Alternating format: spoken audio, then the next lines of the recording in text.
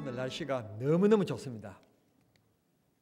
바람도 한 점 없는 것 같고 구름도 하나 없이 정말 가을 하늘이 높다, 그런 걸 바로 오늘을, 이런 하늘을 가리키는 것 같습니다. 교회 정문 앞에 서 있는 가로수는 빨갛게 단풍에 들어서 멀리 가지 않는 우리들에게 위로를 주고 있습니다. 설악산 안 가도 이렇게 단풍을 구경할 수 있게끔 하나님께서 좋은 계절을 주셨습니다. 지난주에 할 것이 아니라 오늘 우리가 한마음 체육대를 했어야 되는 건데 오늘 입으로 다시 했으면 좋겠습니다. 너무너무 좋습니다. 남성분들이 젊은 나이에 사업을 하거나 직장생활을 하시다가 황금기인 50대가 지나고 60 초반이 되면서 대부분 직장에서 정년 퇴직을 하게 됩니다. 그러면 그들의 꿈이 뭔가 하면 저 오일리와 같이 우리 동네 간악리, 오일리 같은 이런 아주 조용한 곳, 공기도 좋고 산이 보이는 곳, 이런 밑에다가 한 300평, 400평 정도의 땅을 사서 집을 짓고 울타리를 두르고 그 다음에 그 울타리를 두른 곳에는 예쁜 강아지 2마리 정도 풀어서 키우고, 그리고는 앞에서 이제 우리 땅, 우리 지역도 이제 따뜻해지기 시작했으니까 감나무를 한 2그루 심고 매실도 한 2그루 심고 뒷뜰에는 애들이 오면 그래도 따먹게 하기 위해서 포도나무도 한 100그루 심고, 그렇게 사는 것이 로망이랍니다. 로망이라는 말은 13세기 프랑스에서 젊은 남자들이 좀 마음껏 자유롭게 남에게 그 간섭받지 않고 살고 싶어하는 그런 욕망, 그런 것을 표현할 때 로망이라고 프랑스어로 그렇게 얘기를 했었는데 그게 꿈이랍니다. 그렇게 멋지게 살다 가시기를 바랍니다.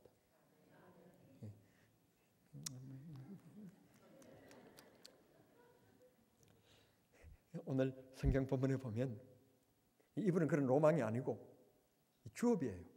먹고 살기 위한 자기 직업인데 큰 포도원을 만들었답니다. 참 사람이 내 포도원도 아니지만 포도가 주렁주렁 열려있는 포도밭을 구경하면 마음이 넉넉해지는 것을 우리는 느낍니다. 그걸 못 느끼신 분들이 계시거들랑 예배 마치고 나면 강병국 장로님이 살고 계신 그 집 앞뜰에 가시면 어느 분이 큰 논에다가 사과나무를 심으셨어요. 사과나무를 심었는데 사과가 주렁주렁 열려서 지금 한참 익어가고 있는데 차를 타고 뚝방을 지나가면서 휙 쳐다보면 내 가수원도 아닌데도 불구하고 기분이 그렇게 좋을 수밖에 없어요. 사과 같은 내 얼굴 얼마나 좋은지 몰라요. 나무에는 역시 열매가 있어야 가치가 있는 것입니다. 아무리 아름답고 멋있는 게 생겨도 가을나무에 나무가 열리지 아니하면 나무의 가치는 희소성이 약해지는 겁니다. 가치가 없어지는 겁니다. 오늘 이분이 넓은 포도원을 가지고 있었는데 어느 곳에 한번 가봤더니 무화과나무가 서 있는데 무화과나무에 무화과가 얼마나 탐스럽게 아름답게 열렸는지 나도 가면 포도원에다가 이 무화과나무를 좀 심어야 되겠다. 그리고는 무화과나무를 갖다 심었다는 것입니다. 심고는 그가 꿈꾸는 것처럼 그렇게 무화과나무가 주렁주렁 아름답게 탐스럽게 잘 열려지기를 기대했는데 오늘 성경 말씀 7절과 8절에 보면 3년을 기다렸는데도 불구하고 이 무화과나무가 이번 무성에서 멋진데 열매를 맺을 생각을 안 하는 것입니다.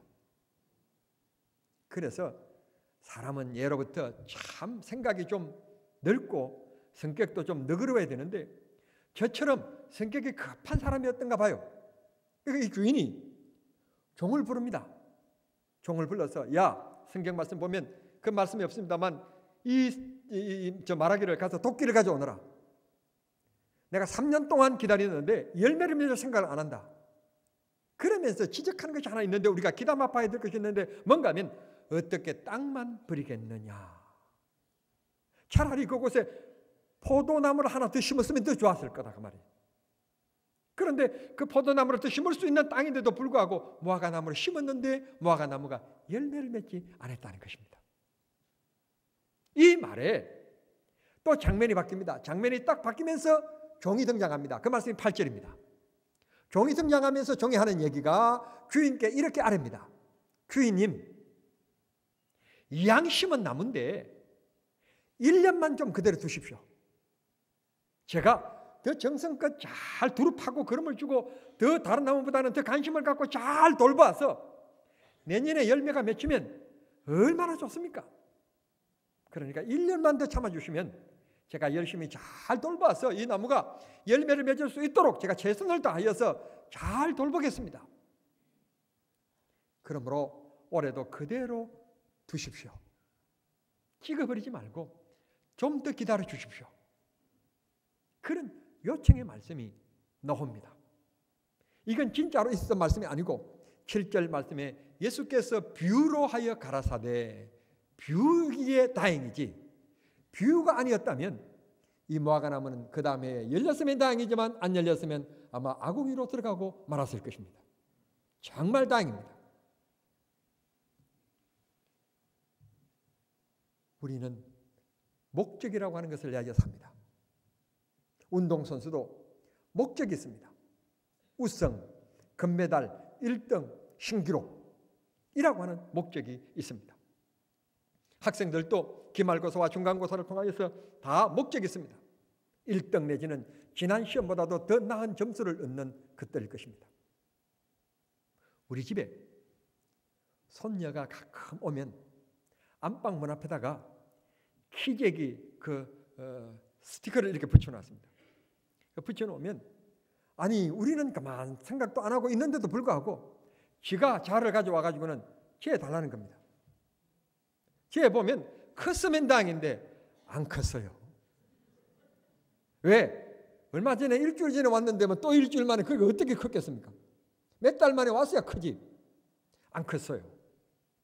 그런데 지난주에 오랜만에 저희 큰 손녀가 왔었어요. 왔는데 이번에는 자기가 자를 가져와서 키를 재진 않는데 오랜만에 왔으니까 한번 재보자 하고 재했더니 글쎄 1cm는 아니고 0.8cm가 자란 거예요. 와, 기적이에요, 기적. 이렇게 생각지도 안 했는데 키가 0.8cm가 커가지고 온 거예요.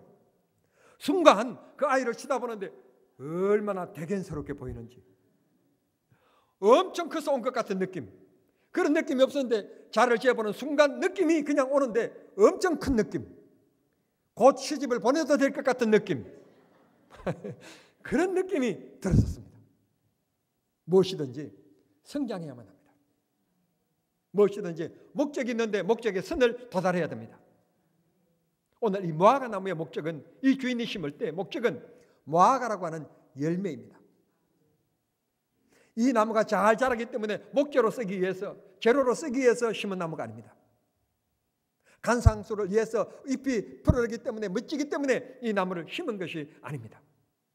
이 나무는 오직 키가 적든지 크든지 옹이가 졌든지 잎이 예쁘든지 안 예쁘든지 오직 이 주인이 바라는 것은 무화과라고 하는 열매에 있는 것입니다. 오늘 우리가 이 세상을 살아가면서 목사가 되었든지 집사가 되었든지 성도가 되었든지 잘 살든지 잘 못 살든지 그런 것이 문제가 아니라 하나님 앞에 믿음의 열매를 맺고 살아가느냐, 믿음의 길을 걷고 있느냐, 네가 강단에서 지금 목사로서 설교하고 있는 것처럼 네가 그렇게 진짜 성도들에게 본이 되는 삶의 설교를 하고 있느냐. 주님이 그렇게 우리에게 열매를 이 수학의 계절에 바라고 계시는 것입니다. 이 수학의 계절에 우리는 하나님 앞에 어떤 열매를 드려야 하겠습니까? 사도 바울은 입술의 열매 찬송을 하나님 앞에 늘 끊이지 말고 살아라 그렇게 얘기하고 있습니다. 삶 속에서 너희들이 쉬지 말고 기도하라 그러면서 기도의 열매를 늘 맺으며 살아갈 것을 우리에게 말씀해 주십니다. 온유와 겸손도 있을 것입니다. 불쌍한 사람을 보며 자비를 베푸는 것도 있을 것입니다. 이 세상에 우리가 그리스도를 닮아가며 그리스도를 나타내고 증거하기 위해서 그리고 향기를 나누기 위해서 우리가 할 수 있는 일들은 한두 가지가 아닙니다. 내가 돈이 없다고 이 일을 못하는 것도 아닙니다. 다만 주님을 사랑하는 마음만 있다면, 다만 내가 하나님의 사랑을 받고 있다는 그 사실을 깨닫기만 한다면 우리는 이웃들에게 얼마든지 나눌 수 있는 것들이 많이 있습니다. 우리가 가진 것 없더라도 말 한마디라도 정말 온유하고 아름다운 말, 정말 마음속에 감동을 주는 그런 은혜의 말, 그 말 한마디를 통해서라도 어떤 사람은 힘을 얻기도 하고 용기를 얻기도 하고 마음의 가까움을 느끼기도 하고 주님의 은혜를 그 사람을 통해서 도리어 느끼게 하기도 하는 것입니다. 사실 우리는 무엇을 받았다기보다는 말을 통해서 위로를 받기도 하고 말을 통해서 상처를 받을 때도 많이 있습니다. 사실 우리가 입술에 정말 성령의 기름 부으심이 있어야만 합니다. 내 마음속에 성령의 기름 부음이 있을 때 내 말에 순화가 되어지는 말을 즉 예수를 담는 말을 쓰게 되어지면 그분의 믿음을 느끼게 됩니다. 그런데 교회 다닌 지 10년, 20년 됐다고 그러고 교회 안에서 어떤 직분을 가지고 있다고 그러지만 말하는 것이 아주 거칠어지면 우리는 그분에게 실망을 하게 되는 것입니다. 교회 몇십 년 됐다. 교회 어떤 직분이 있다. 그래서 이 무화과 나무처럼 화려한 잎을 보게 되어지고 가지를 보게 됩니다. 멋있다, 아름답다. 우리는 그런 것을 느끼게 되어지는데 진작 말 한마디를 통해서는 우리는 상처를 받게 됩니다. 열매를 얻지 못하게 되는 겁니다. 우리는 삶 속에서 그리스도를 얼마나 닮아가고 있는지 첫 번째는 우리는 말의 변화가 있어야 된다는 말입니다. 말이 예수님처럼 예수님이 지금 듣고 계신다는 그런 마음의 자세를 가지고 매 순간 믿음의 자세를 잊지 않는 성도의 삶을 살 때 하나님께서는 우리의 삶 속에 아름다운 열매를 거두어 드리라고 믿습니다. 입술의 열매, 찬송과 기도 그리고 많은 사람들 앞에 긍휼과 사랑이 담긴 말을 할 줄 아는 우리 모두가 되어야 됩니다. 자존감이 약한 사람은 저 사람이 내게 어떠고 저쩌고 그런 걸 따집니다. 이 모임에 와보니까 이 동창회가 이렇고 남전대가 이렇고 그런 걸 늘 따집니다. 자존감이 약한 사람입니다. 바보스러운 사람입니다. 마음에 상처가 있는 사람입니다. 그런 사람 우리가 비난할 이유 없습니다. 마음에 상처가 있는 사람, 그런 사람 우리가 꼭 안아줘야 되고 이해해줘야 됩니다. 이게 포용이라고 하는 말입니다. 그러면 내 개인은 어떻게 해야 되느냐? 빨리 그것을 극복하고 이겨내도록 힘써야 됩니다. 주님 나에게 은혜를 주십시오. 성령이 나를 감동시켜 주십시오. 나를 변화시켜 주십시오. 내가 남에게 받기를 기다린 게 아니라 내가 먼저 남에게 손 내미는 사람이 되게 해 주십시오. 그래서 내 손길을 통해서 내 말 한마디를 통해서 위로받는 주님께 쓰임받는 사람이 되게 해 주십시오. 그렇게 기도하는 저와 여러분이 되어야 될 줄 믿습니다. 많은 사람들이 생각합니다. 목사님만 사명자다. 우리 강도사님만 사명자다. 교역자들만 사명자다. 그렇게 생각하는 분들이 있습니다. 그렇지 않습니다. 우리 모두가 하나님께서 귀한 사명들을 주셨습니다. 어떤 사람은 농사를 잘 짓는 농부의 사명을 주셨고 어떤 사람은 고기를 잡아오는 어부의 사명을 주셨고 어떤 사람은 노래를 잘하는 그런 사명을 주셨습니다. 그래서 루트는 목사만이 기도해서 하나님께서 들으시는 것이 아니라 누구든지 기도하면 하나님이 들으신다. 누구나 보편적인 은혜를 주셨고 보편적인 것이다. 그래서 만인 제사장설 그렇게 얘기를 했던 것입니다. 우리 모두는 다 하나님께로부터 사명을 받은 사람들입니다. 직장에서나 가정에서나 여러분 우리 모두 사명이 있습니다. 오늘 사회 문제를 일으키는 청소년들을 구분해보고 연구를 해보면 다 가정에서 아버지가 폭력을 행사하든지 어머니를 업신여기든지 이런 구조적인 곳에서 자라난 사람들이 사회에 문제를 일으킨다는 것입니다. 여러분들이 진짜 아버지십니까? 여러분들이 진짜 어머니십니까?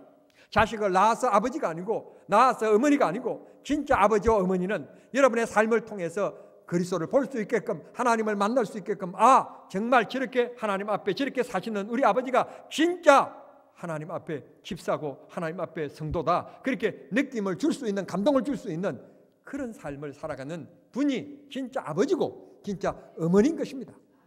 그런 사명을 우리 모두 잘 감당하는 저와 여러분이 되어야 될 줄 믿습니다. 여러분들이 하시는 일 그게 무슨 일인지 모르지만 하나님께서 이 세상을 아름답게 만들고 연약한 사람을 돕기 위해서 하나님이 각각 주신 것들입니다. 그걸 권력화하고 그걸 사유화할 때 교회는 깨지고 나라도 깨지고 국가는 탄핵되어지고 이렇게 어지럽게 되어지는 것입니다. 국민을 위해서 모두를 위해서 교회를 위해서 헌신하고 봉사하는 것이지 그걸 개인의 권력화가 되어지면 어디든지 항상 부패하고 문제가 되어지는 것입니다. 다시 말씀드리겠습니다. 내가 어느 누구와 함께 더불어 하는 공동체 의식을 가지게 되어지면 여러분은 꼭 필요한 사람이 되어집니다. 그러나 자기 중심에 자꾸 주장을 하고 자기 중심에 얘기하고 남의 말을 듣지 않고 자기 주장만 하게 되어지면 여러분들은 독불장군이 될 수밖에 없고 밀려날 수밖에 없는 외톨이가 되는 것입니다. 지난 화요일 날 공휴일이었습니다. 공휴일이었는데 원주 친구 교회에서 목사 7명이 모여서 우리가 좀 교제를 했습니다. 그날이 한글날 화요일날 공휴일이었는데 그 교회 공휴일인데도 불구하고 출근한 부목사가 한 사람 있었습니다. 뭐 정신없이 우리가 얘기하다 보니까 밤 8시가 넘어가게 되었습니다. 문제는 그때까지 우리가 떠나지 않고 얘기하고 있으니까 그때까지 이분이 퇴근을 못하고 사무실에 이렇게 있다는 것을 우리가 생각지도 못하고 그냥 얘기만 하고 있었던 겁니다. 나와 보니까 교회 행간에 들었었는데 보니까 우리 때문에 가지도 못하고 있는 거예요. 그 얼마나 죄송한지. 공휴일인데 그것도 너무 미안한 거예요. 그 제가 다른 목사님들과 악수하면서 인사하면서 조심해서 야간 운전 조심해서 천천히 잘 가시라고 안전운행하시라고 그러면서 하는 얘기가 저 부목사 참 괜찮다. 다시 말씀드리면 그 교회 사임하면 우리 교회 왔으면 좋겠다. 그 말입니다. 참 괜찮다. 저 정도라면 정말 괜찮다. 그렇게 생각했습니다. 이 부목사는 늦게까지 우리 때문에 고생하고 있네요. 미안합니다. 우리 때문에 퇴근도 못하고 이 공휴일날 그랬더니 하는 얘기가 목사님들을 모실 수 있어서 저는 영광입니다. 여러분 이 사명자가 아니면 이런 말이 가능할까요? 사명자가 아니면 이런 말이 불가능할 것입니다. 여러분 섹스피어 얘기를 잘 알고 계시죠? 섹스피어가 대문호 문학의 최고의 아버지신데 그가 식당을 가면 알아보고 모든 사람들이 일어나서 인사를 하고 아는 척하고 막 그렇게 눈길을 주고 그렇게 하는 겁니다.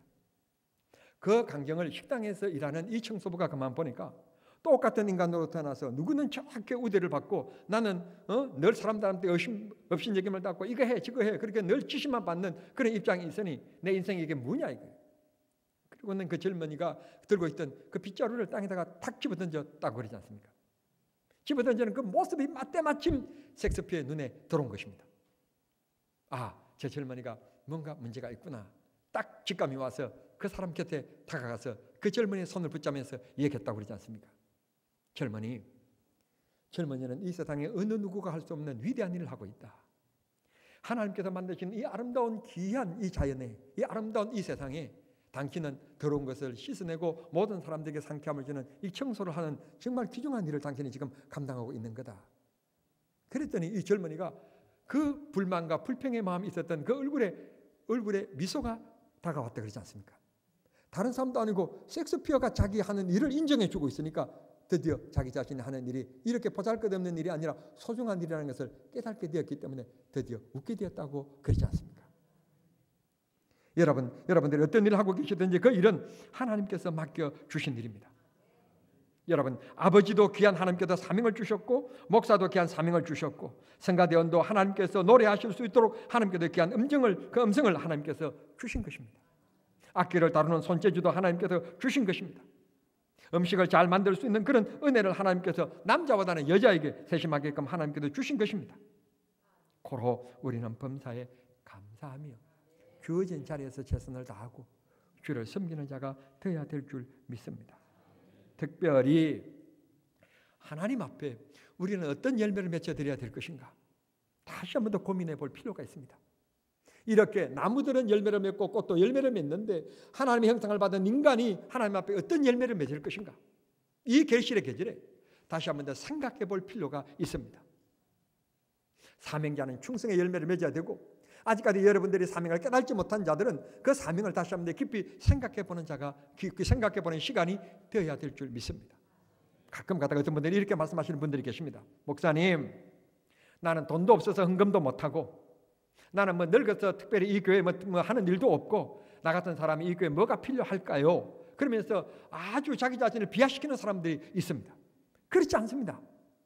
여러분, 하나님께서는 다 필요로 하여서 여러분들을 이 교회에 불러주셨습니다. 제가 지금 손을 이렇게 움직이고 있는데 여러분 이 손에는 하나님께서 왜 손가락을 3개를 만들든지 7개를 만들든지 필요하신다면 7개를 만드시든지 하지 왜 5개를 만들었을까요? 7개가 되면 이것이 움직이는데 부자연스럽고 거창스럽까 봐 하나님께서 5개를 만들었고요.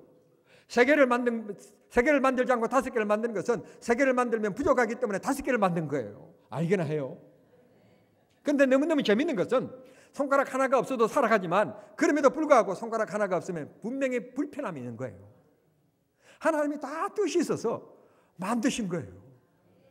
여성들은 좀 불만이 있을 거예요. 뭔가 하면 하나님께서 뭐 때문에 이걸 만들어가지고 이것이 아예 없게 만들면 그냥 괜찮을 걸 왜 이걸 만들어가지고 아침마다 그려가지고 잘못 그릴 때는 올라가서 또 지우고 다시 이것 때문에 스트레스 받게 하는가. 그런 아마 불만이 있을 때도 있을 거예요. 그런데 여러분 한번 가만 사람의 얼굴을 봐보십시오. 이것이 없다고 생각하면 얼마나 사람이 밋밋하게 보이겠습니까? 여러분 우리 가운데서 가끔 보면 머리숱이 좀 적으신 분들이 있습니다. 좀 얼마나 밋밋합니까?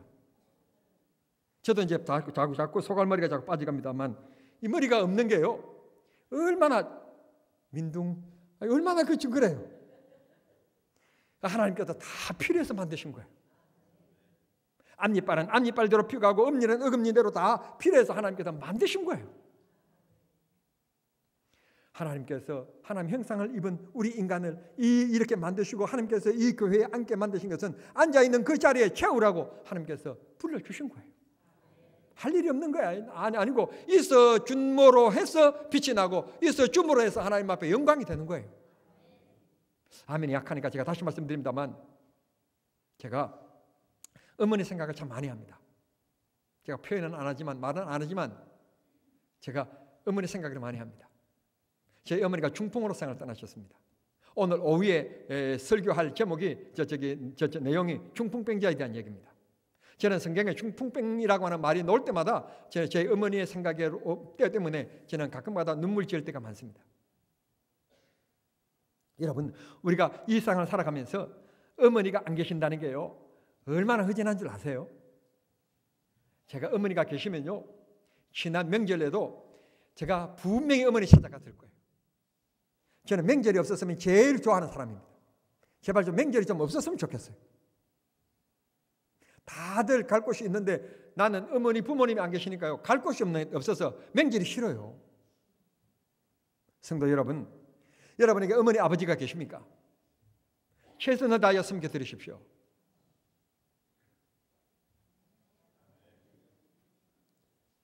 곧 여러분들도 어머니 아버지 돼요. 이빨 빠져요. 지금 어머니 아버지 잘 섬겨드리시길 바랍니다. 여러분의 아들 딸들이 너무 귀한 것처럼 여러분의 부모님에게는 여러분의 아들 딸들이 그것보다도 더 귀했답니다.